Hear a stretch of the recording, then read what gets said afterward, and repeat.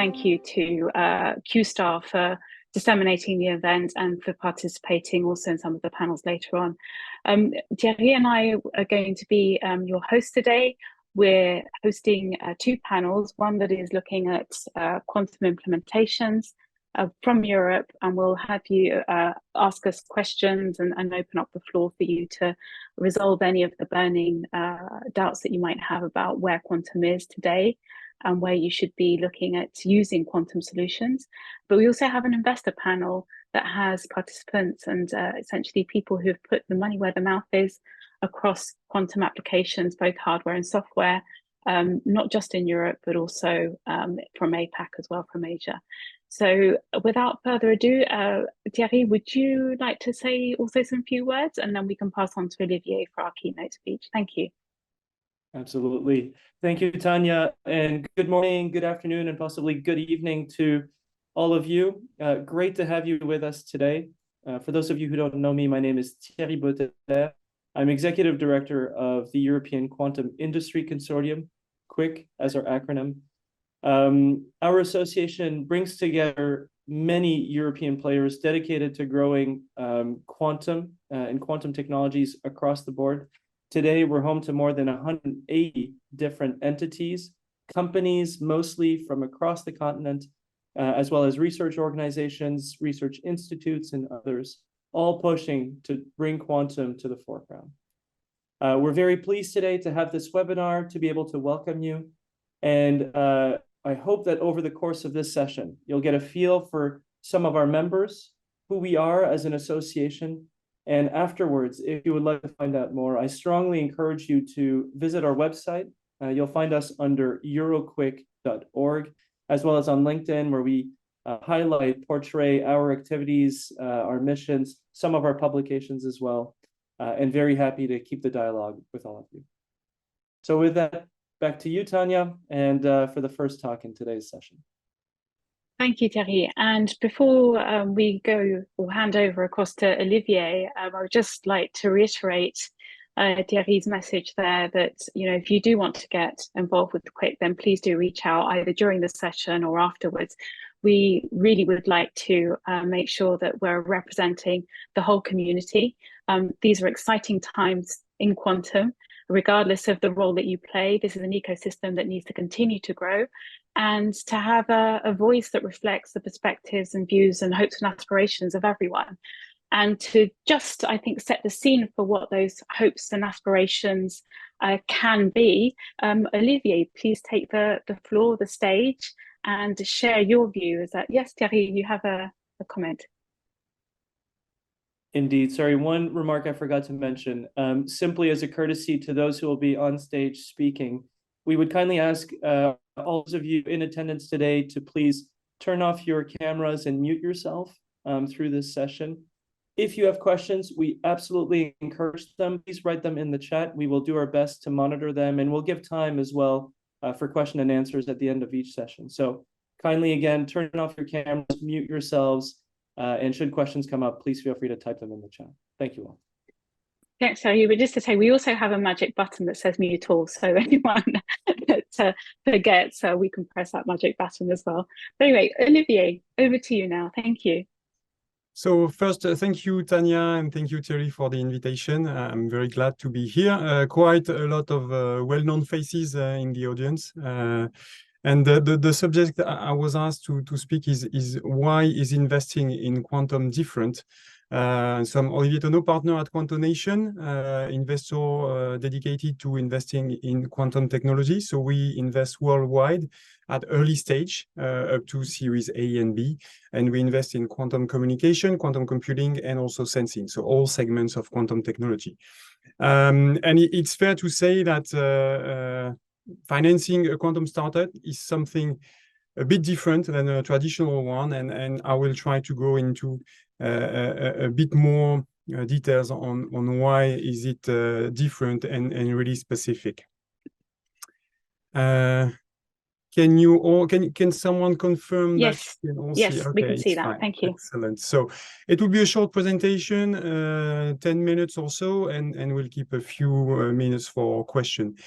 So the first one, I will go into what's a typical quantum startup, because there are some characteristics, regardless of whether you are doing software or hardware or communications or computing. There are some common characteristics, and I will go through that. Then I will go into a bit more detail on what are the challenges for an investor, and there are now more and more funds investing in quantum technology, which is a good thing, because we need to be there to finance the growth of the market. So a few challenges ahead, but then also some conclusion on a more positive note. I think now is the right time to be investing in quantum, and we are poised to deliver great things. So first, when I start, I try to describe what is a quantum startup. There are some characteristics that make it a very different company and very different startup than typical digital startup or software or B2B SaaS company. The first one is that it can only come from a really strong research background. It's less, I mean, at this stage, right now, maybe it will change in 5 to 10 years, but right now, there is no company, a quantum company that can be founded out of a garage just on a laptop. You need some machines, you need some investment, you need years of research. So I would say that maybe 95% of quantum startups come from the large research institution, be it in the US, in Canada, in Europe, in Asia, Singapore, Tokyo, Korea as well. But I think it's a prerequisite. Second thing is that it also benefits from years and years, maybe not decades, but at least 5 to 10 years research funding, and sometimes very well-funded programs in the tens of millions in this lab. So it's been research that has been heavily funded in general.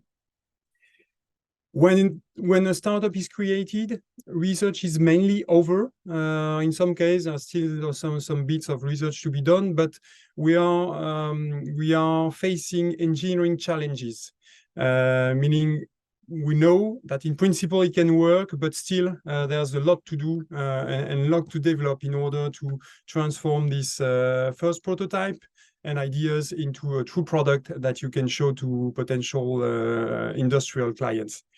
Another characteristic is that we have, in the beginning, academic founders as the majority of the founder of the company. So that means you have to turn researchers into managers and entrepreneurs, which can sometimes be a challenge. There's a strong IP content. And usually the startup will have to deal with the university in order to define the conditions under which they can access the IP. And then the startup will develop its own IP as well. Strong support from public authorities. And usually when the startup is created, there's a lot of financing, non-dilutive financing scheme that's available to this company, which is maybe a bit more than in some other areas. It's the first 2 years are 2 or 3 years are really a transition from lab experiment to turn that into a prototype and something that can be experimented or presented to client. But it's difficult because there can be some delays in turning this lab experiment into a product. One very typical and difficult thing is that, you have a technology that you develop, and then when it's developed, you start thinking about what it could be useful for. Of course, there are some ideas in the beginning, but one of the first years, during the first years of the startup, you are going to try to find some proof that what you have developed is useful, which usually is not the case. When you start a new company, you have an idea of what you are going to do, what's going to be your business model. Here, when you start a quantum startup, business model is really far away. It's also another characteristic is that as a bit like in research, there's a lot of collaboration. Well, for the startup, it's the same. You need to work in an ecosystem. So you need to work closely with university labs, with large corporate clients, but also rely on other startups, which can sometimes make it difficult because you have some partners that are also developing their own products, so that have low resource to attend for your need as well. But I mean, it's a whole ecosystem starting at the same time, and that has to evolve together. And another difficulty would be that when you start a quantum startup, you will also in some case face some very large powerhouses, large corporates with almost unlimited resource, and therefore competition is strong, both between startups but also with large companies. So to make it short, and then the rest of my presentation will be a bit shorter. Key characteristics are strong scientific content. So it's a real barrier to entry for investor, but also the fact that a lot of articles are published makes it easier because you know what the state of the art is on a given technology. Long development cycles, and unlike our colleagues in growth, or we don't spend much time looking at business plan. Really, we spend more time looking at resources, roadmap, and science. Strong challenge in execution, capex intensive. So yeah, it will require a lot of money. Strong competition, and sometimes, but I'll come back to that, it's uncertain to see how and who we are going to sell the company to. So that can be a challenge for some investors to go in a company not knowing what could be the potential exit. Now, just to give you a broad idea of the market, so we are still in a, let's say, proof of concept market. There may be a bit more than 100 users in the world, large companies for those technologies. The market is still in a few hundred of million. So that's where we stand today. And yet the promise is this one. So some prime consulting companies say that it's a market that's going to be several hundred billion in 15 years. So to me, the question is really, how do you go from this market that's very artisanal, very manual, to this large industry that will have application in many other industry, energy, health, finance, logistics, mobility, and so on. And that's something that we, I mean, investors today have some difficulty to depict and to understand, and that makes it a difficulty. It's a market with a lot of promise, but still in its infancy, and still a small market and very artisanal. Another difficulty that we have when looking at this sector, this is a slide that I like from my friend Dmitry, who will speak later in the investor table. Dmitry presented this one in June, and he said that that's quantum 10 years ago. And you can see there's a handful of companies, and that's quantum today. And this slide is not even exhaustive, because I believe at Quantonation in the last 5 years, we must have met 500 companies in the field worldwide. So a lot of complexity, a lot of applications, industry applications, and different industry. So there's a lot of vertical which you need to be familiar with. Some hardware offering, and some hardware that are competing between themselves with very different technologies and characteristics, different potential probably as well, but it's a bit difficult to tell. Software, and difficult for software because you have to run on machines that are not perfect yet. Enabling technologies, so that makes it a very complex ecosystem to grasp for an investor starting his journey into quantum. There has been some tremendous progress on the technology, and as you can see, this figure is about projecting the roadmap in terms of number of qubit. Of course, number of qubit is not everything. You also have to think in terms of rate of error, fidelity, coherence time, and so on. But I mean, this is one aspect of the thing. So a lot of progress. Yet, when you are a company developing either hardware or software, it's even more difficult for hardware. it's very difficult to meet your roadmap month by month, and really easy to get a 6 months or 1 year delay, because there will be some engineering challenges. Hardware is very hard. And when you delay your roadmap by 12 or 18 or 24 months for a startup, then it makes it very difficult, because it's a life or death situation. The startup in Quantum are raising funds every 24 months. So taking a 12 or 24 months delay in developing your roadmap is something that can kill a company, and certainly something that makes it difficult for investors to be convinced that they will have to invest in this sector. One thing that I see, and that usually investors keep some reserve, because they know it's not going to be an easy journey. So usually you invest a ticket, but you know that you will have to spend more in order for the company to develop its roadmap. One important thing, so when you talk about retail, the important thing people in retail say is location. And they say, okay, there are 3 important things in retail: location, location, location. I would say the same for Quantum, but instead of location, it's science. It's very important to go deep within the science when you invest in that field, because there are some laws of physics, and they will apply.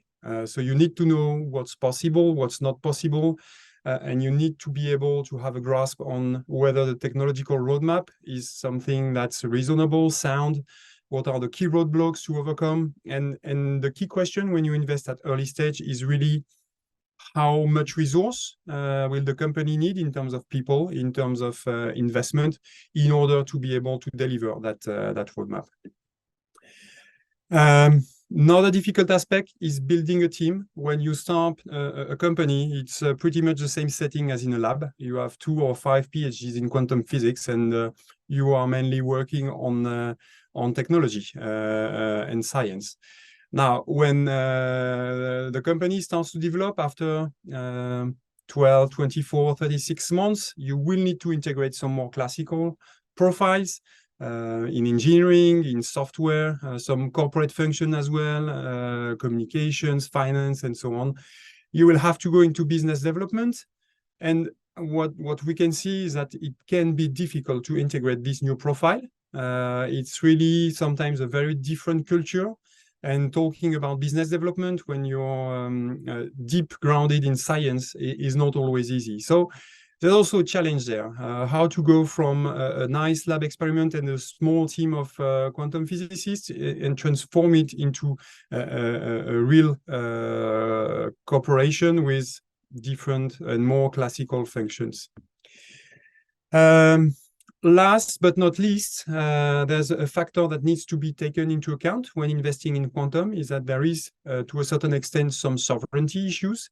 It's perceived as a critical technology by most of the nations, and therefore, as we can see here, it's a slide taken from QuIC. A lot of effort from companies to finance the quantum startups and quantum technology development everywhere in the world.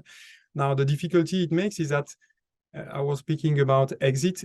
It will probably make some exit more difficult, because you will not be able to sell some companies to foreign investors. And so there's also this degree of sovereignty to consider when investing in a quantum startup. And last slide, as a conclusion. Sorry, okay, this one, sorry. So despite all those challenges, Quantum has managed to attract a lot of financing, more than 2 billion worldwide every year. It's even growing this year. We have not seen the crunch as like in other technologies. So still, although in spite of all the challenges, a very exciting place to be and to invest in. And on the right part of the slide, on the red, just highlighting that it's also one of the best sector to invest, because we are going to solve some challenge thanks to those technologies. Thank you all. Olivier, thank you so much. So much information. It's science, science, science. Absolutely, completely agree. And I think that's what attracts a lot of people, at least at this early stage, into the quantum ecosystem more generally, because you get to speak to incredibly smart people. I think it's really interesting that you say that there can be sometimes culture issues or clashes of approaches when those very scientific teams go out and have to recruit more traditional business profiles to come in and help build out their companies. I think that is somewhere QuIC can really, really help to make sure that the conversations are happening in an open way, that business people are educated on quantum and the different terms that are used, what that means, but also that the scientists within the community come to terms with some of the business, criteria that necessarily need to be applied to take that very scientific basis into something that is marketable and can scale over the long term. What is it, when you've seen it work, what have you seen that has been necessary to make it work? What have been the ingredients of success? First, I have to say that quantum physicists, in most of the case, I mean, it's we have seen them turn into nice entrepreneurs very naturally. For most of them, for some it's a bit more difficult, but I have to say that once they start to get the hang of it, some people turn out to be excellent managers. And by the way, when you run a lab, you also have to be an excellent manager, a very good business developer, and it can also be the same in a lab because you need to sell your experiment to get some financing, so not so different in a startup.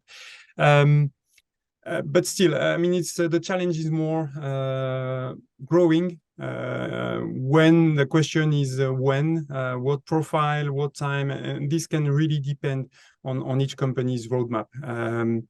But I mean, below 10 people, it's quite easy. You are replicating the way a lab functions. Above that, it can start to be challenging. Thank you very much, Olivier. We do have a question from Rob, which is, and I think that Rob, this question also be answered through the panel. But let me just scroll down to it. Which Olivier, are you? Yeah, so to answer Rob's question on corporate VC, we are seeing them engage in several ways. So first, at Quantonation, we have a few corporate as investors in our fund, so they invest indirectly to be able to monitor a lot of companies at the same time. But we also see them invest directly. To mention a few, there would be Airbus, for example, Bosch, BASF. So they are also ENI, for example. I know that Sumitomo is talking later, and they are also engaged in investing directly. So usually companies that think that their sector is going to be disrupted by quantum are starting to look for direct investments as well. Perfect, thank you. Olivier, it was a perfect scene setting, I think, for both panels that we have coming up ahead. Isis, could you share, please, the first panel and the panelists that are going to be joining us? And Thierry, over to you for the introduction and, of course, the moderation. Thank you. Thank you, Tanya. Yes, delighted to have the privilege to be hosting this first of two panel sessions. The first one will focus, as the title says, on real-world, real-life quantum implementations, really bringing home the message that quantum is ready to come out of the labs and have an impact on businesses. I'm thrilled today to be accompanied by 4 of our members, 4 individuals from the many companies part of QuIC. And as you'll see, together they cover individual quantum technology verticals and collectively the entire spectrum of different solutions that are out there. Hopefully for you, the listeners, give you a sense of how quantum is impacting businesses and how it will continue to do so in the future. So allow me to introduce them one by one. So first, Vincent Ménoret, who is a quantum sensing expert at Exail, formerly Multiverse, a spin-off from France's standards and time reference organization CEST, and the Institute of Optics, Institut d'Optique. The company today hosts a 40-person business unit that specializes in field deployable quantum systems, especially for precision measurements, with solutions employed around the world. So very much looking to hear more about this. Vincent has had experience in the company for a long period of time, has worked on the very first prototypes that were developed for quantum-based gravimeters, and is today leading all R&D programs on quantum sensing at Exail. Welcome. Alba Villarino, who is a quantum software engineer at Multiverse Computing, a leading European quantum AI and optimization company, whose solutions are being applied across multiple verticals, including finance, energy, manufacturing, cybersecurity, and chemistry. Alba works directly with clients across industries, applying her expertise in quantum physics to help them find quantum-based approaches, novel approaches to some of their top challenges, and try to simplify some of those problems into manageable ones using quantum. Arnaud Ricou, a member of Quandela, which is a full-stack photonics quantum computing company, different than what some have heard through other notable companies in the space. Quandela today has more than 90 employees, headquartered in the Paris area, but growing, so expanding to Germany, the UK, and South Korea, notably. Arnaud leads the applications team, working at the top of the stack on Quandela's full stack solution. And finally, Simone Capeleto, who's co-founder and CEO of QuIC Quantum, a spin-off from the University of Padua in Italy, and offers optical and quantum solutions such as QKD platforms and high-end, high-speed quantum random number generator devices for ground telecommunication networks and for the space domain, so satellite systems. QuIC Quantum has been granted several projects by the European Commission, the European Space Agency, and many consortia here in the European Union, active in EuroQCI. Simone himself is a telecommunication engineer with a PhD in space science and technology. He earned experience in R&D, has authored more than 10 patents, project management, and standardization domains. Thereafter, he developed a business transformation, M&A strategy, and general management. So to all of you, welcome. Great to have you with us this morning. To get the ball rolling, I'd like to start with your companies today and the value they add. So Vincent, I'll start with you. Your company, Exail, arguably one of the oldest one in the quantum space, more than 10 years already of history, with different ownerships, different brands. Could you take a few moments with our listeners today to recover some of the history, and in particular, some of the core offerings that has made today Exail at its origin become such a well-known and well-regarded company for sensing?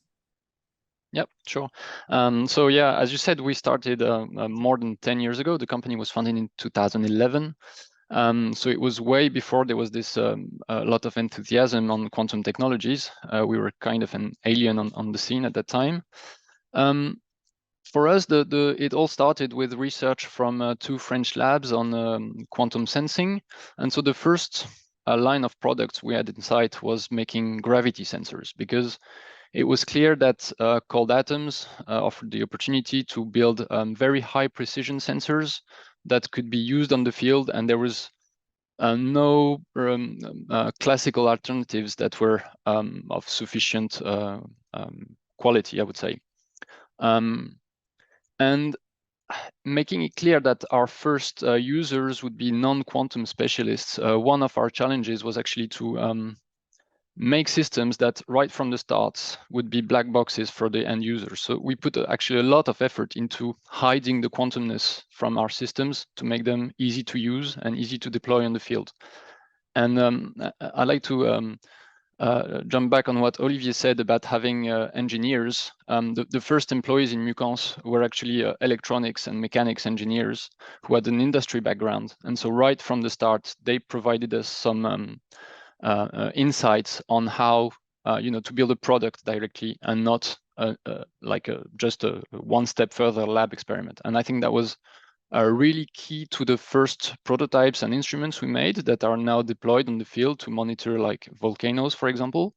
because it created this culture within the company that we had to make products that are designed to last for long, that are designed to be used by non-specialists, that are designed to be reliable. And this is still at the core of our culture.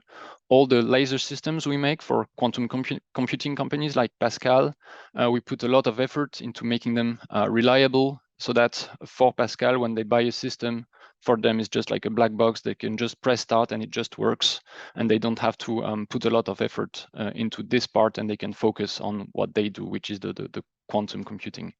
So yeah, I think this is a really key to us, really key in our culture, is not making prototypes, but products that are to be used by non-specialists. And that actually drove a lot of our effort and a lot of our technical choices, I would say. Thank you, Vincent. Wow, from the top of mountains, monitoring volcanoes, transitioning to another quantum sphere, software, different realm. Alba, welcome.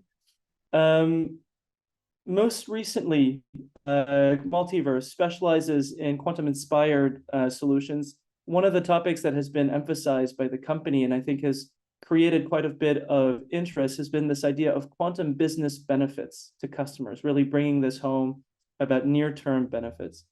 Could you take, of the many different fields where Multiverse is today active, could you take 2 examples that really shows the implementations of Multiverse's solutions in business context? Sure. So the first example that I want to talk about today is an interesting example in manufacturing. In Multiverse, we developed a tensor network-based machine learning algorithm for defect detection that was integrated in the factory production line of our partner, in this case, which was Bosch. The objective of this project was to ensure the lowest number of undetected defects in the manufacturing process of sensors. And so we have to develop a tool that will recognize problems in these sensors. For that, we developed a tensor convolutional neural network, which is based on its classical equivalent, the convolutional neural network. And these algorithms are well known to be the state-of-the-art for image classification, but however, they are known to be over-parameterized, and this may lead to suboptimal results in its application while using a huge amount of computational resources. With Multiverse computing defect detection application, which was powered by Singularity Artificial Intelligence, the users could train highly accurate computer vision models based on quantum-inspired deep learning methods. These methods could be integrated directly into the production lines to review images and detect defects that are too difficult to find by human inspection. And they can also be applied to different industries such as pharmaceutical, packaging, or manufacturing. And moreover, user and data interface can be also adapted to the customer's needs. So that's why it can be applied to different industries. And working with a leading industry partner, as was Bosch in this case, our defect detection application is shown to be more accurate in its application while more efficient and also faster during its training, all while comparing to conventional methods.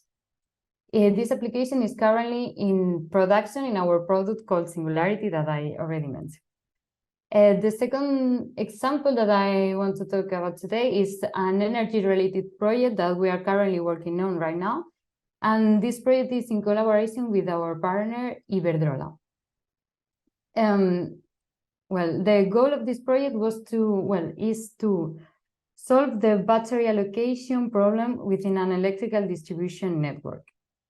To solve this issue, what we do is to select the specific nodes in a graph where we are going to install the batteries. And we also determine the size of these batteries. We do this with the goal of making the network more robust. But this not only ensures tension control, but also a backup energy source in case of a network failure, which is really important. And we do all of this while minimizing the financial investment of the company.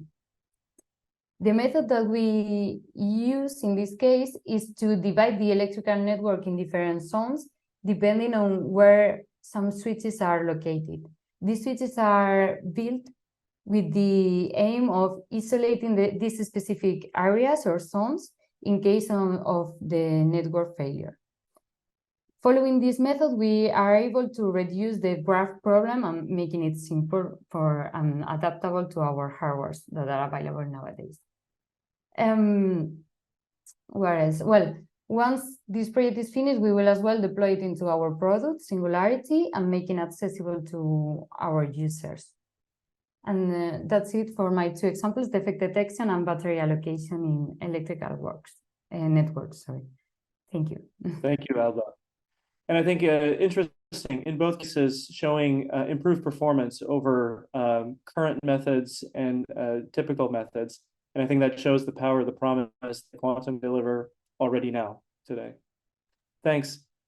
Staying in quantum computing, but shifting from software to hardware, Quandela with Arnaud. Welcome, Arnaud.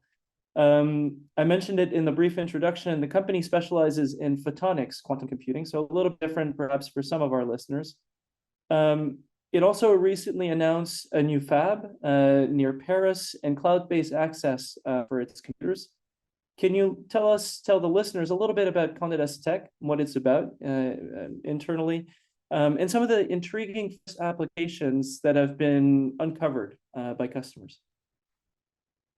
Of course, thanks, Thierry, for the invitation, and good morning, everyone. So, as you mentioned in introduction, Quandela is building a full-stack photonic quantum computer. So we use particle of light in order to do quantum computation. This is really useful because, as you may know, photons are massless and chargeless, so they don't really interact. I mean, they barely interact with the environment, which make our system pretty robust. I will come back to this point later on in this speech. To build our full-stack photonic quantum computer, we use off-the-shelf components, and our quantum computer is based on 3 components. So a single photon source, which is our qubit generators that sends photons to a chip. The chip is where the computation are done, and this is done at room temperature, which is a huge advantage compared to other hardware technologies. And then we have detectors, so we need to know where are the photons located after we did computation on them. And as you mentioned, Thierry, so we have a 6-qubit machine that has been launched on the cloud in November 2022. And so it's been online for almost a year now. And we, on a period of 6 months, we recorded an availability of above 90%.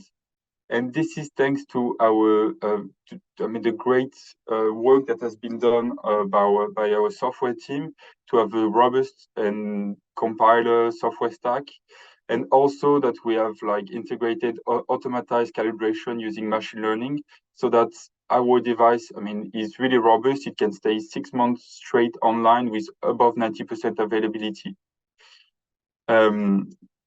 We also sold at the beginning of 2023 a quantum computer, a 2-qubit one, to OVH Cloud, so the leader in Europe cloud as a cloud provider. We prepared it in 8 months and will be delivering it in 2 weeks. Why did OVH Cloud decided to buy this quantum computer? Well, it's to have a quantum advantage in cryptography, because we are able to generate certified random numbers. So what I mean by certified here is certified by the law of quantum physics. And OVH Cloud, we use this 2-qubit quantum computer to secure the data encryption and have a higher security standards. As you also mentioned, Thierry, in June we opened our factory in Paris region, in Massy. The goal is to increase the throughput of quantum computer manufacturing in order to have more quantum computer available on the cloud, and to deliver more quantum computer to our clients. We target, so for our roadmap, we target 10 qubits before the end of the year, as Olivier showed on one of his slides in the presentation before. We target 12 next year and 24 in 2024, before shifting to another paradigm, which, well, some more info will be released on that. So we will have a paper being published like on the archive in the coming months about our fault tolerant architecture that will enable us to speed up our scaling in the next 2 to 3 years. Wow, wonderful. Exciting news. We'll come back to that as part of the lightning round in a second. What's coming up for Quandela? Thank you, Arnaud. We've covered quantum sensing, quantum computing, both software and hardware. Last but certainly not the least, quantum communications. And for that, really pleased to have Simone Capeleto. Hello to you, Simone. Hello, everybody. Think European specialist in the sector. Could you share with listeners today, what are some of the early solutions brought to the market by Think Quantum, and in what areas have they been used? Yeah, let me say something more general that I guess is important in the discussion, that quantum communication is somehow the more, I think, the most advanced segment in the quantum technologies in terms of maturity. So if you consider QuRNG, for example, is one of the devices that is already marketed by a lot of companies and with a variety of solutions that range also in terms of price and quality. And this is really something that, in my vision, is the most advanced in terms of maturity, commercial maturity. And of course, the focus for quantum communication is today the QKD. And because we are really in the middle of the EuroQCI, the starting phase, the European Quantum Communication Infrastructure, that is a program of Europe, the European Commission. And definitely this is helping a lot the ecosystem to develop. There are all countries in Europe has been granted a fund from EC to get to start developing the quantum communication network in each nation. And this is really leveraging the development of industrial solutions. We know that the Commission has funded a lot of research and development projects. That's quite good.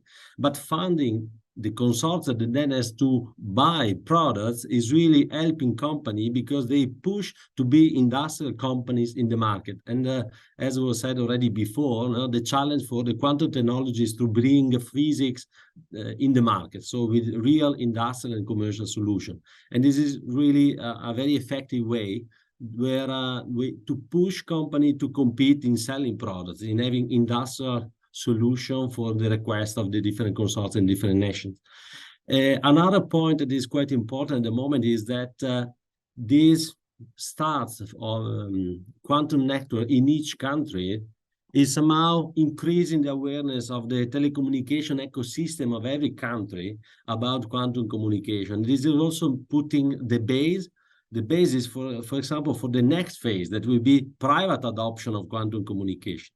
Think Quantum is developing, as you said, QuRNG and also QKD solutions and quantum solution in terms of communication. So also more or less, I think, watching also to quantum internet and other stuff like that. But today we are really having commercial products for QuRNG and QKD, both in space and for ground telecommunication networks. And we are today really busy to discuss with every consultant in the different nation to provide solution. And that was really a nice challenge. And we are quite happy that this first phase was really successful for us. And there were a lot of learning, both on the ecosystem of telecommunication on the other side, and also on our side to understand what is really needed in the market. That can be quite different from the expectation we start having once developing the quantum communication technologies. Fantastic. Thank you, Simone. Time is moving fast, so we're going to move to the last segment of this panel session before we turn to questions. I'll invite all 4 panelists to stay with us, the lightning round. A look ahead, what's coming up for each of you. To stay on time, I'm going to challenge each of you to 90-second response. Question is as follows. What is, for your company, your area of work, the near-term outlook and some of the solutions to make your systems more capable, more impactful for businesses? I'll start in the same order with you, Vincent, first. Yeah, so in our opinion, we're at a turning point. We've demonstrated our systems on the field throughout the world, on volcanoes, in Antarctica, in harsh condition. Next step, go in two directions, using the sensors on ground infrastructures to provide gravity imaging, and this will be helpful to monitor volcanoes, to monitor water resources, and so there's a lot of societal impact that can be built from these sensors now that we've demonstrated their maturity like individually. So now the aim is to integrate them into larger infrastructures, and we're also pushing into the mobile capacities with these sensors.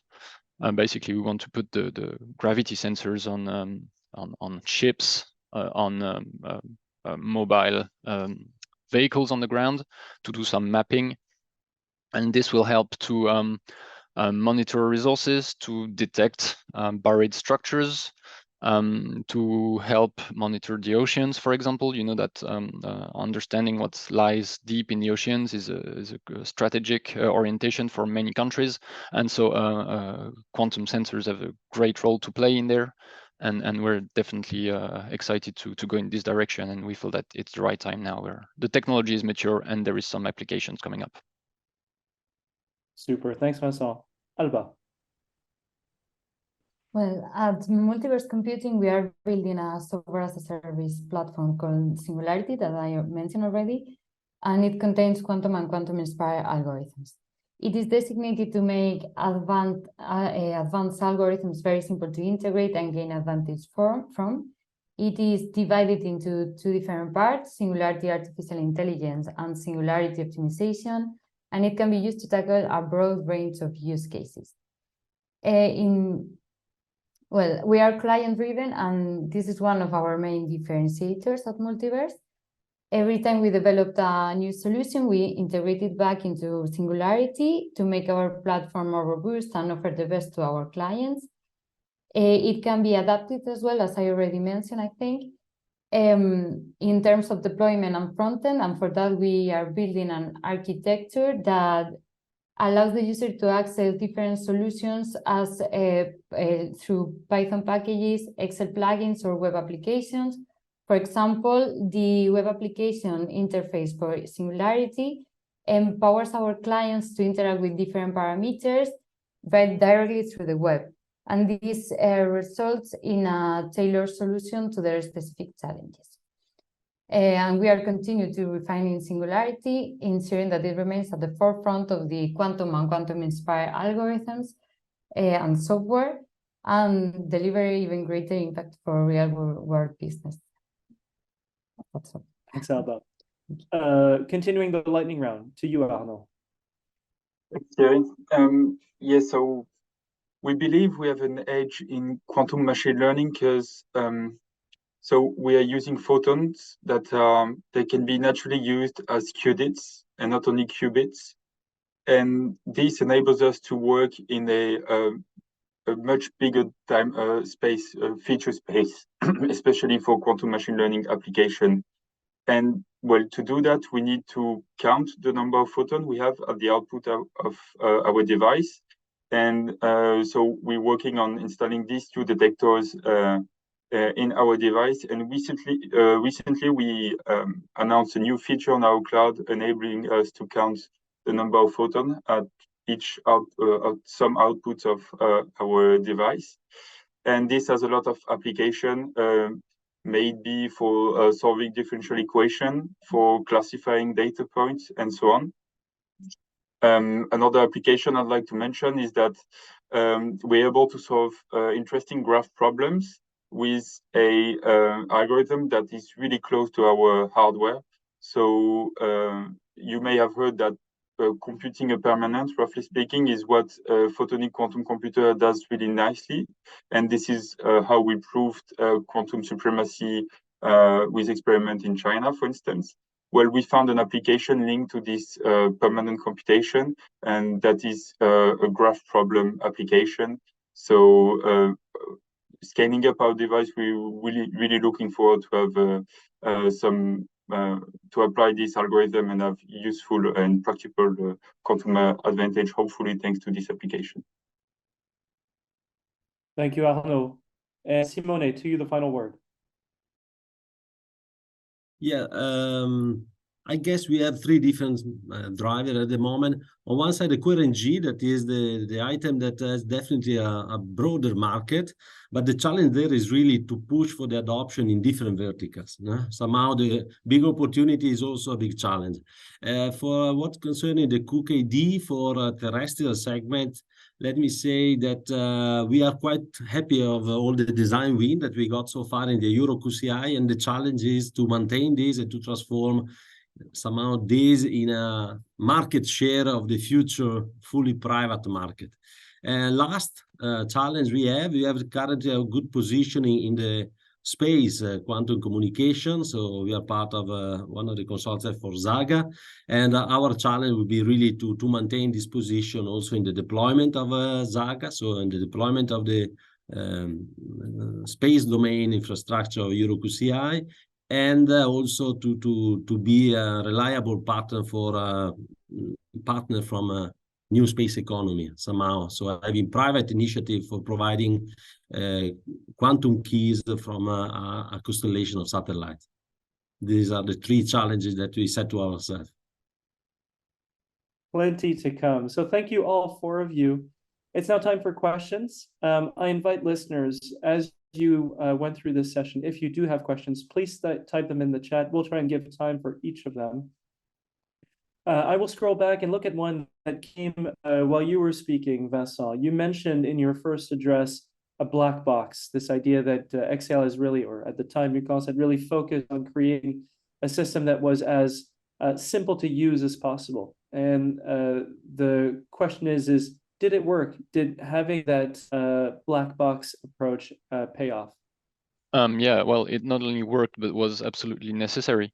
And so, because customers for the gravity sensors are geophysicists, so basically they don't know what a laser is, an atom is, let alone a matter wave interferometer, which we use in our devices. And so basically all they have to do when they go on the field on a given location is plug in a few cables and press start in the software, and everything just runs automatically. I mean, the lasers will log themselves automatically, will carry a lot of calibrations and check the device is running and so on, and just issues a file with a value of G. And this is what they're interested in, because that's what they use for their science. They don't really care if it's atoms or whatever inside the box. What they want is a device that works and gives reliable values. And that's really the important. And I think that's true for all technologies. I mean, people, the end users, what they want is to improve their science, improve their business. They don't care if it's a fancy technology or not, as long as it works, basically. So yes, it not only works, but was really necessary in our case. Yeah, I think that echoes true to many people.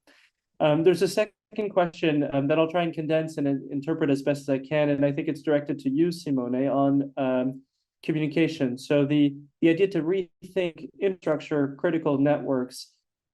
Yes, we have QKD and also entanglement-based approaches that have shown as promising.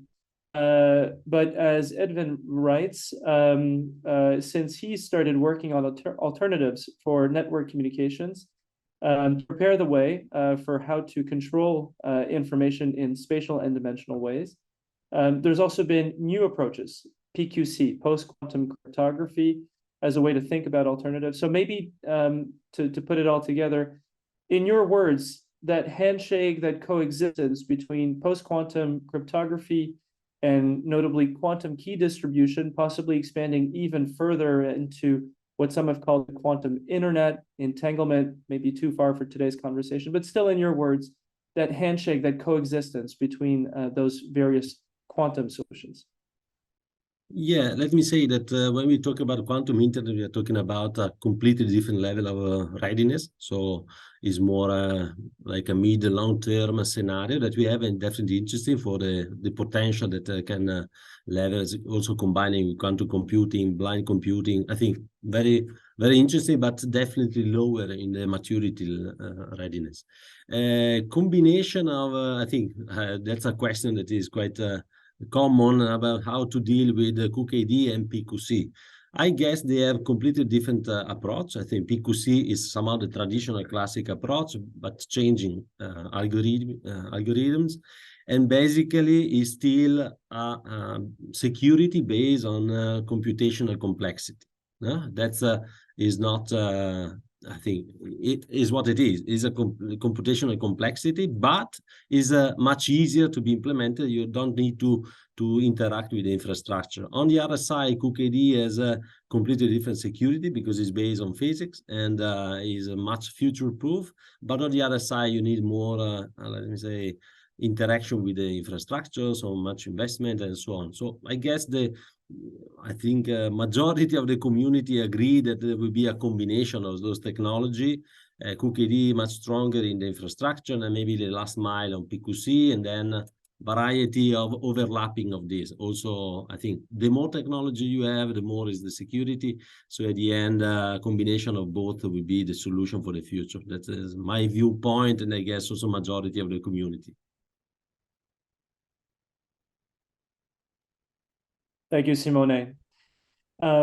With that, we've brought our session to a close precisely on time. I'd like to take a moment to thank all 4 panelists for joining us this morning.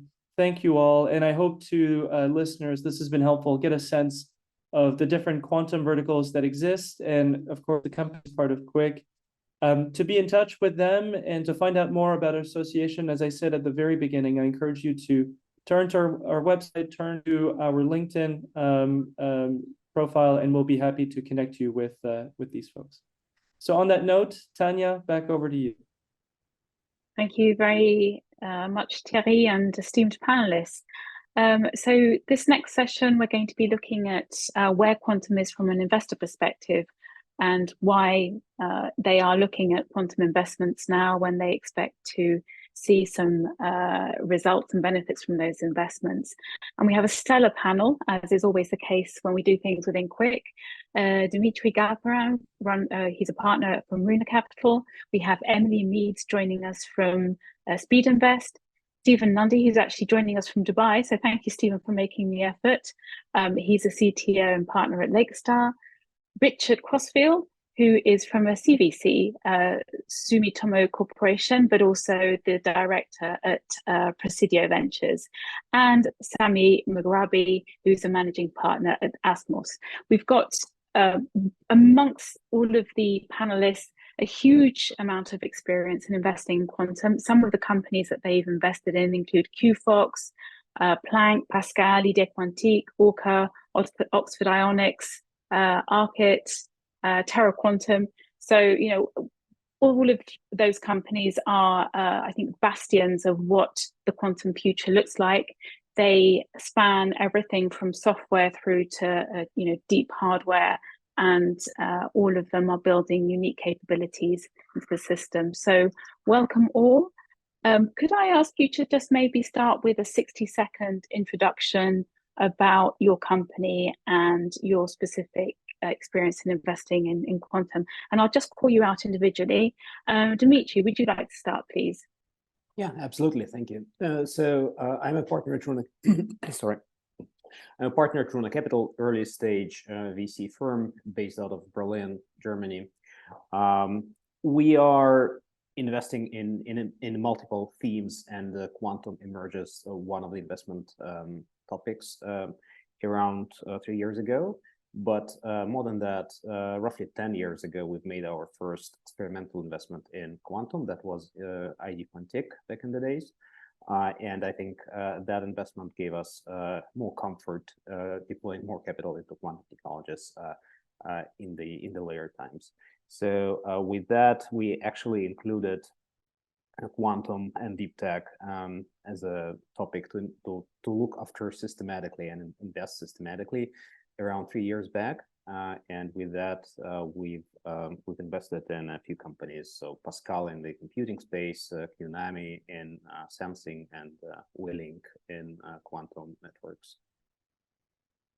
Thank you, Dmitry. Emily. Hi, everyone. Great to be here today. So I'm a deep tech investor at Speedinvest and have been investing with Speedinvest over the past 3 years. So the team that I work in focuses on deep tech investments in the broad sense, and quantum is one of these focus areas for us and will continue to be so. We invest early stage, so pretty much everything before Series A. And so far, all of our investments in quantum have been on the hardware side. So we're working with QuIC, who are building quantum interconnects, QET, who are working on photonic integrated circuit QKD chips, and our most recent investment was Planck, based out of the Munich Quantum Valley. We're building a neutral atom based quantum computer. Thank you. Stephen from Dubai. Hey, good morning, everyone. We're at Lakestar. We're a multi-stage investor. We've got offices in Berlin, Zurich, and London.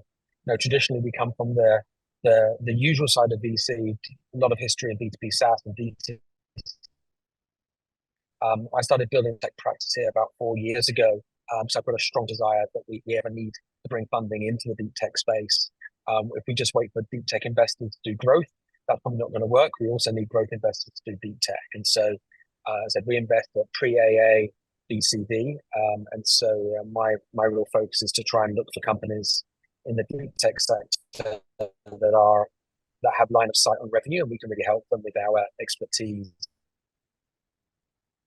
Thanks, Stephen. I'll pick you. We've done a couple of quantum investments, but we're interested in all. Thank you. Sorry, you just cut out, I think, there a minute, so apologies for the introduction. Interruption. Richard. Yes, hello everyone, and thanks for the invitation, Tanya. So I'm an investor at Presidio Ventures, which is the corporate VC arm of Sumitomo Corporation. So I know that Sumitomo Corporation is usually described as the largest company you've never heard of, but I suspect that our audience might be a little wiser, particularly those who work on cryogenics. And we do have businesses in pretty much everything. So the better way is to describe it as rockets to noodles. We literally operate in, I think, in almost every industry. In terms of the venture funds, so we have 5 across the globe. We have Presidio Ventures in the US, set up 25 years ago. We have SC Equity Asia in China, in Ventures in Israel, Presidio Europe in the UK, Germany and Norway. And then we also have Sumisho Venture Partners in Japan. In our quantum portfolio, we have some of them, you've mentioned them already. So Arkit called Quanta or Inflection, Classic in Israel, Nord Quantique in Canada, Algorithmic in Helsinki, and recently a quantum networking company but I'll stop there. Thanks. Thank you, Richard. And last but not least, Sami. Hi, everyone. Thank you, Tanya, for having me. I'm the managing partner of Atmos Ventures. We are a seed Series A, Series A plus investor. We've been investing in the space for over 5 years now. You know, we've made some investments in the quantum space on the hardware side. We're really looking at kind of these deep transformational technologies that really have a solid IP. And that are highly defensible, but at the same time, whereby those scientists or physicists are able to build investable companies over a long period of time. That to me is key, and I think Olivier in his keynote speech initially talked about that, and then the cultural values aspect, and that to me is really important. We're invested in Oxford Ionics and Orca, and yeah, we're not invested in any software companies, given the fact that we are really looking at highly defensible type technologies. So we are only invested in hardware at this point. Thank you, Sami. And I think you'll all agree with me that we have a panel that is incredibly diverse, both in stages of funding, but also in the investment thesis. So we're going to explore those investment theses and the experience, which spans in some cases decades, not necessarily in quantum, but the pre-quantum stage, and all of this experience and knowledge, how we can bring this into the current investment landscape for future deep tech and very specifically quantum investment. So first of all, Dmitry, could I ask you, you invest in early stage seed Series A companies. How does quantum technology fit into your broader investment strategy? And how different is it from investing in other deep tech software startups? Yeah, thanks. That's a great question. And as Runa, we invest in a variety of different topics. And when we're discussing a quantum opportunity, not necessarily the entire investment committee understands the opportunity in quantum. And so, based on this competition with other areas, I think we have been able to like really cherry pick the companies which are addressing very, very big problems and very, very big markets. And then obviously the quantum space is different than B2B SaaS. It's taken longer to get to traction. So it's clearly different. And I think more the investment, or like the later stage investment is rather based on the technology readiness rather than revenue, as we see in other areas. But yeah, I think that describes it more or less. Thank you. So it's a focus on TRL, not on generating cash flow necessarily. That's interesting. In the early stage, yes. In the early stage, okay. Emily, how is it within Speedinvest? Do you see yourself recognized with a similar approach, or do you have something that's different? No, definitely can echo a little bit what Dmitry was saying. I think as a deep tech investor, especially if you're part of a fund that invests in other topics as well, you really have to work internally on shifting kind of the mindset to approach how to think about these companies. And like Dmitry was saying, also in the early stage, shift that focus away from revenue, which is very hard to get more strategic partnerships and kind of streamlining a lot of proof of concept projects.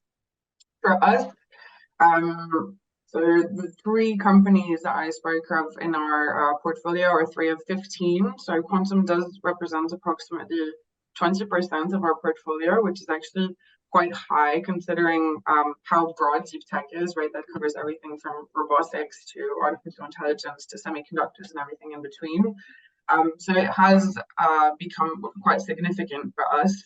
And I think in terms of how that has happened, that I can only echo like what Dmitry said. So I think as an investor with any topic that you look at, you put together a number of hypotheses around, market timing, technology readiness, ability for corporates and industrial to integrate this technology. And I think over the past 5 years or so, especially, is when a few of these hypotheses came together to make it favorable for early stage venture capital investors to do that. And that is reflected through the increasing amount of funding that's gone into the field, increased amount of government support that's gone to support the development of quantum, and even the existence of quantum specific funds, such as Quantonation, for example, that have the ability to only invest in this technology pretty much. So thank you. And I think that Olivier's keynote also echoed that it is really a process that involves a lot of public funding. Initially, he put a figure out there that I thought was really interesting. So 5 to 10 years of public investment in deep research and science before you can really create some of that technology that will eventually become a company and marketable. Sami, what's your view on this? Because it's we're talking about a very relatively short amount of time or short space in which companies have become, or investors have become, more aware of the opportunities in quantum. If you look at kind of like the landscape, and again, I think Olivier had one of the slides that said, okay, well, I can't remember what the exact timeline was, but the number of companies that were investable a few years ago, as opposed to the plethora of companies and technologies that are available now and able to take on kind of investors. What's been your experience in that? Well, it's quite difficult to lead after these two great investors gave up all this great information. One thing I could say, for example, is that a lot of the VCs that we have spoken to in the US, in Europe, some in Asia, they're typically at the end of certain vintages. So for them, investing in this space has always been a bit tough because they're constantly looking for exit opportunities. And given the fact that quantum is a bit tough to kind of offload on an exit side, but also on the secondary market, that's something that I think is key and something that I think needs to be addressed over time. I have a few ideas about that, but that's potentially for another conversation. But I think that is really important right there. I also think, from my perspective, not making an investment is also an investment decision. And one of the reasons why we haven't really invested in quite a few different software companies that have looked promising was because of the issue I just described earlier. I've seen a lot of companies and founders pressured in order to generate revenues so that they could justify various VCs investments, and I think that's bad for innovation. That's bad for kind of where the company is going. So those little nuances, I've come across quite a bit. So my 2 cents there. Thanks, Hami. Stephen, I'd like to invite you to maybe respond to that, because I think that's one of the things that you said in your introductory words, that one of the things that you do look for is that line of sight of revenue. I'm not suggesting at all that you pressure people, but you do actually expect to have that in the plan, presumably at a fairly early stage in the conversation. Do you want to maybe just respond to Sami's thoughts there? Yeah, I think where we are right now, revenues are idiotically small. That any investor who's trying to do a multiple on revenues is kidding themselves that they've actually come up with some secret sauce as to how they're going to make money. If I look across right now, we're still so much at the nascent stage. For me, it's more about our companies engaging in commercial conversations with customers. Whether they are signing a 50,000 a year contract, a 500,000 a year contract, doesn't really matter, because the revenue opportunity that's going to come out of this sector is going to be enormous over the next 5, 10, 20 years. And you cannot extrapolate today's revenues into anything other than they've made inroads. The company clearly has some value and people are wanting to engage and therefore gain credibility. So no, I don't look at multiples on revenue. I don't think any tech investors should look at multiples on revenue at this stage. It's more about the wider opportunity set, and whether you think this team has the muscle and the resilience and the whereabouts to be able to crack into the corporate kind of bastions, because that's hard work. It certainly is. Richard, from the perspective, I mean, obviously you invest not just in Europe, you also have mentioned Israel. Of course, Japan is a home market for you, across Asia and in the US as well. How do the investment approaches differ between different world regions, or are they all fairly similar? The idea that you really shouldn't be looking at multiples of revenue to value companies, that the exit, you might have an exit strategy plan, but it's going to be certainly not in the near term, that you have to consider the scientific basis really, really carefully, because that is the value of a company. How do those approaches differ perhaps in some of your other areas of activity, geographical areas? Yes, that's absolutely right. What Stephen was saying as well, of course, looking at multiples and things like that is ridiculous in this field. I think, I mean, each region has its own characteristics, of course, and whether it's the shape of the deal, the round size valuations, the concentration of talent. In Europe, there's a high concentration of talent in quantum, particularly. Different universities have sort of different areas of expertise and different technologies. So there's some nations are more protectionist than others. China's a bit of a black box. I mean, there are a few sort of things that we all know about. But actually, our view is that if you look at particularly for quantum technologies, if you actually look at the ecosystem, the quantum ecosystem, it's usually the same group of 800 physicists going from quantum conference to quantum conference, one to the next every quarter. And it's the usual suspects, you know, and so it really is a global phenomenon. And of course, all the startups, there aren't that many. I mean, there are 380 or so, I think, quantum startups, maybe a bit more, as Olivier was mentioning, 80 of those in Europe. So we can actually, you know, scan them all and see, you know, what they're working on, and see which ones are going to win in their domain. And each one of them has huge collaborations with many different, you know, universities or even governments from all across the area. So it's more of a global phenomenon really than you know. So we would have a similar strategy across the board. And I think, Richard, a couple of things you said there again. Olivier, your keynote was absolutely that. It set the scene and the tone for all of the conversations that we're having at the moment. So first of all, the issue also of sovereignty that affects where you perhaps want to not just set up but also scale. The fact that talent is global, we do need to access, and we need to prepare people. But we also need to be aware that that preparation and that talent is highly mobile at this particular point in time, at least. But I think another point, collaborations also have to be global. And I think that just to, again, a nod to QStar and all the work that we're doing with them within QuIC, we see the benefits of those collaborations. So making those connections between the technology providers, startups, but also, you know, companies that are not so much startups anymore, and the ultimate end users. And that's a constant conversation that we have within QuIC. You know, what is this technology for? You know, where is it going to be adding a differential value to those end users? Emily, can I come back to you? How do you assess the growth potential of quantum startups? Because Richard has just said, and he's absolutely right, of course, that, you know, revenues are ridiculously small at the moment. You cannot use those to project into the future what the value of technology is. So what metrics do you use to see whether a company is on the right path to growth?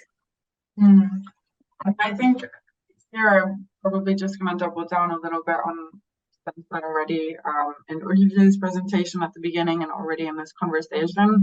I would summarize, you know, the initial hypothesis of a company around the quality of its founding team and its kind of foundational technology. So there you really want ideally world leaders. So literally what that means, you know, at a global scale, the people who are at the top of their field, and hopefully also demonstrate, you know, entrepreneurial capabilities despite having a largely academic background. In the early stage, again, to bring back the potential to streamline as many kind of commercial interactions as possible. So, you know, it doesn't really matter the size, like what Stephen was saying, but showing that it's possible to have these conversations that will later be turned into commercial kind of exchanges. And so that gives you kind of the foundation for how to make that initial bet. And the growth potential is a whole different thing. And I think I don't have the exhaustive list of metrics that we use there, but it essentially involves kind of tracking, you know, these same points, the ability to work with commercial entities, the ability to stay on top of a product roadmap, the ability also to juggle potentially a lot of complex projects due to government funding, and balance that all along the way as long as possible until you can bring commercial value. Thank you. Stephen, do you have any particular verticals that you see quantum technology being really relevant for? I mean, I know that Olivier spoke, you know, broadly about, you know, pharmaceuticals, you know, financial services, but in your experience, where are the companies that you're investing in? What are they targeting? I don't think there's any one area right now which is stolen the march over others. Again, I still think we're in this really early discovery era where different verticals are experimenting with use cases. Some use cases may provide value today, some may not provide value for another couple of years, depending on when quantum supremacy starts really kicking in. So again, I think we're still in this discovery phase. I don't think there's any one vertical is my. I think that would be, again, a little bit silly. I was just replying in the chat about quantum computer service. I think we need to make quantum available to all industries at a price point that allows them to innovate and experiment, and then we see what sticks. But we need to lower the barrier to entry, and for people not to be afraid to. I completely agree with that, and your point in the chat about avoiding vendor lock-in. We've seen this too many times in the past with other platform technologies, so technologies that just become absolutely the basis for everything else, which is great for investors, maybe not so great for business, for lowering costs and making sure that there's innovation in the business.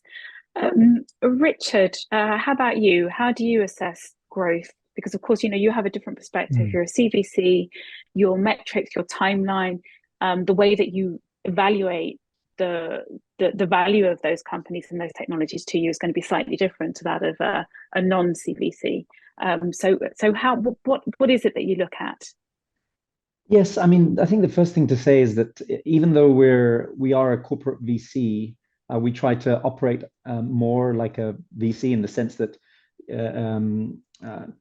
don't want to be throwing cash at things that don't work. So we do look for financial return. I mean, that's important, of course. And so and we realize that sort of the best model to do that is based on what other VCs on the panel are doing. So I would echo everything that has been said. Of course, I think what we did was we looked at the value chain across the quantum computing stack, and we realized, and just to a point here that Frederick has said on the chat, he says that even experts have biases, and it's absolutely true. If you ask, which qubit architecture is sort of the best, is going to win, each one has a different view, and so you might have one, you might have a collection. So if the real experts don't know, then imagine for investors such as me. So there are we have split it into the value chain, and we've looked at hardware might be a little bit difficult. We're focusing more on quantum algorithms. We think there'll be an explosion of that, of course, in the future, and will be sort of less capital intensive. So we are really positioning ourselves across the value chain, but particularly looking more at the algorithms.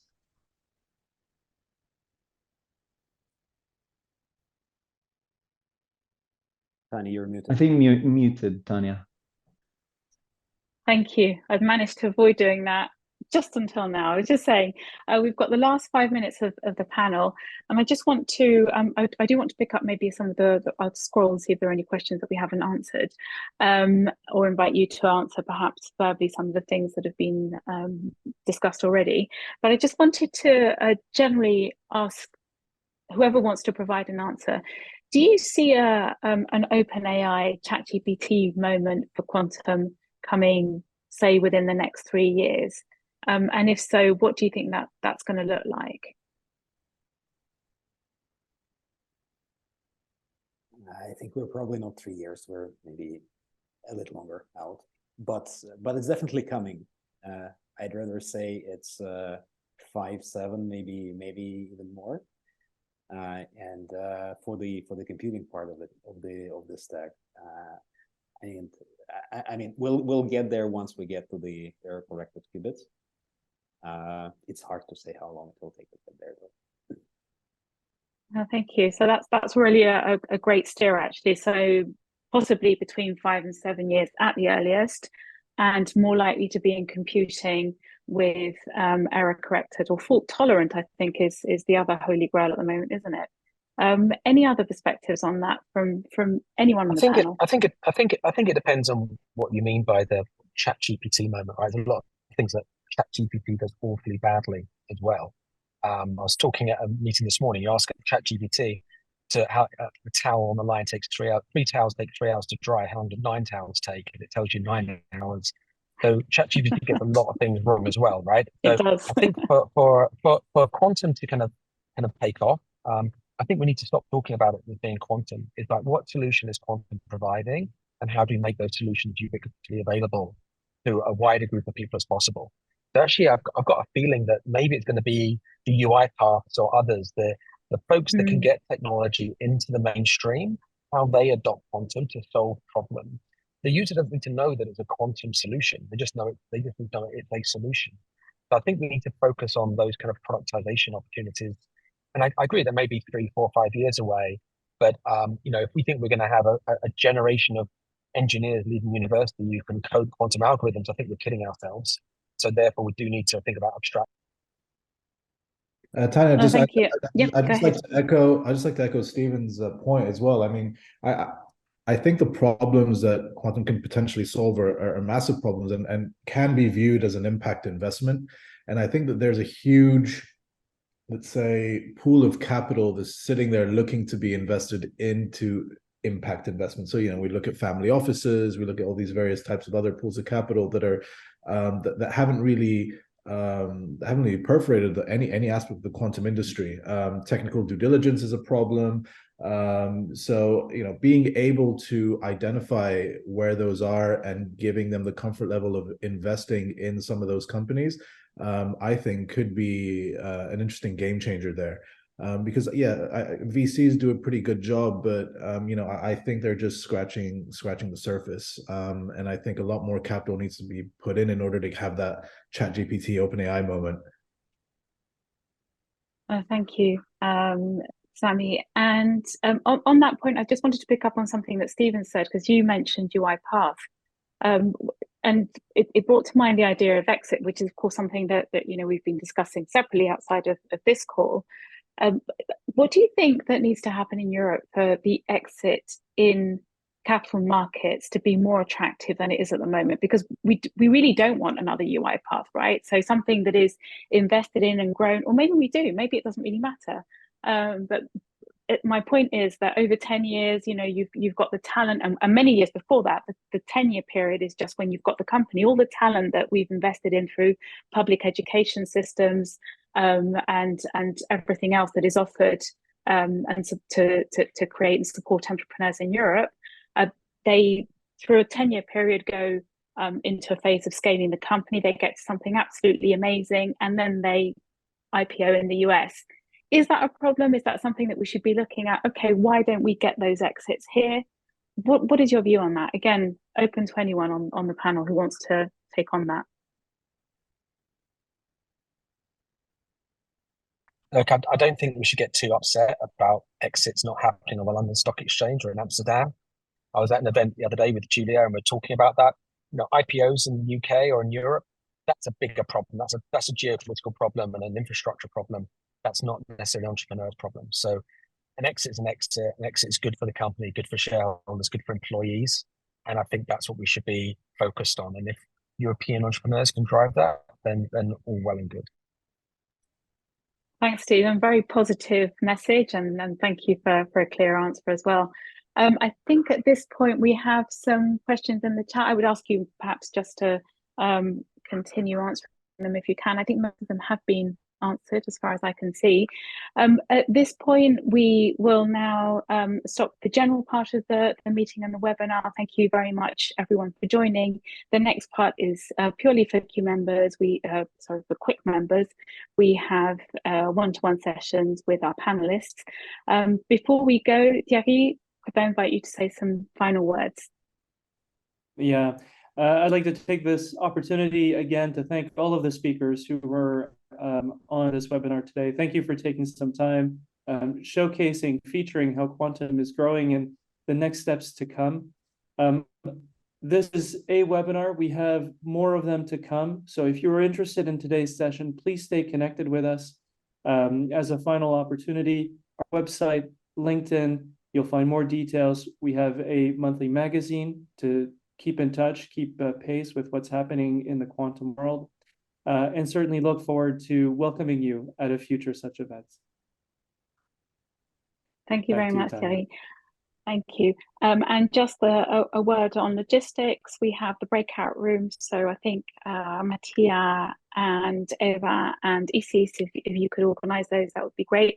Thank you once again to all of you for attending, and huge thanks to all of the panelists. It's been really insightful. Hope to see you again next time. Thank you. Bye-bye.